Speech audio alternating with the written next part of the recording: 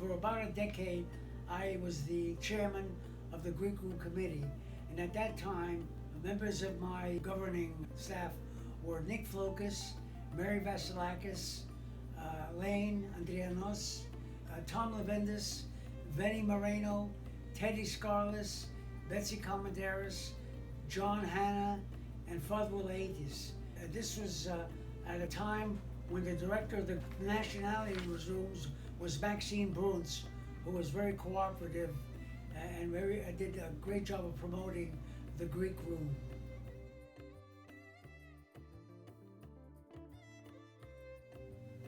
The purpose of the Greek Room community was to provide scholarships for study in Greece, which we gave annually, and we picked one or two every year qualified students, and we read that was a great way to spread Greek culture and good public relations for the Nationalities Room.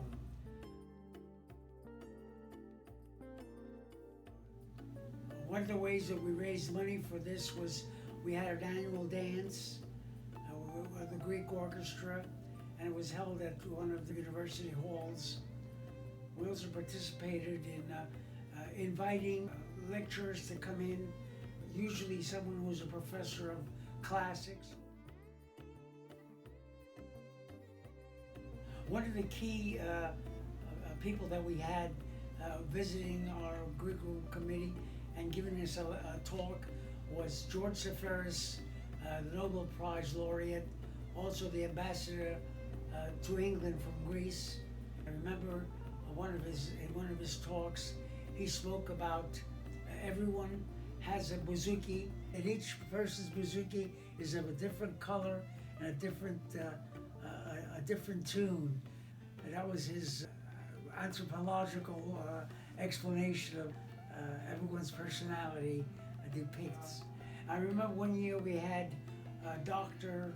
Juan Adolfo Vasquez, who was a professor at the University of Pittsburgh, who had gone to Sicily, and he had amassed pictures of the ancient Greek temples that were built during the period when the Greeks were the occupants of Sicily. And that was a typical type of lecture that we sought.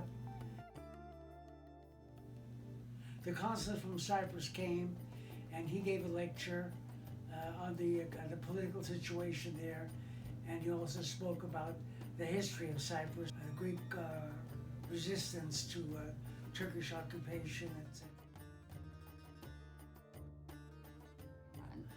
Vivianos was at the Greek embassy in Washington, and he was the one who provided us with films, had some cultural connection to Greek history, Greek culture, to health, to music, and all the philosophical impact that the Greeks had on civilization. Jan Voris was the founder and director of the Voris Museum in Athens, and we met him when we were in Greece, and we invited him to join us and speak to the Greek Room Committee. His museum was basically contemporary works of young Greek artists, and we thought that was a very interesting topic for members of the Greek Room Committee. Yeah, we had a newsletter basically designed by Betsy, my wife. She would write these events that were pertinent to the Greek Room Committee, and also mentioning going-ons of people who were interesting to our readers.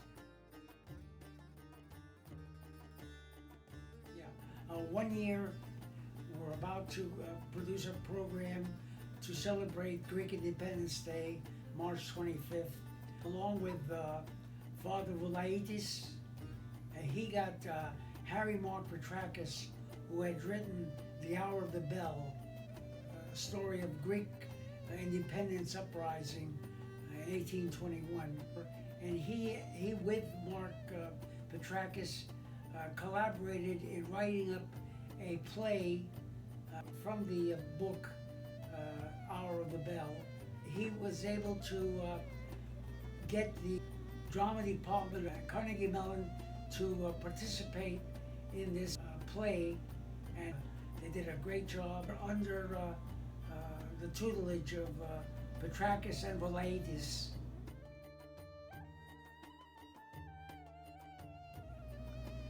During the decade that I was president, one of the main principles that we promoted was we were able to invite people from the Pittsburgh community, people from other nationality rooms, such as the French, the English, the Slavs.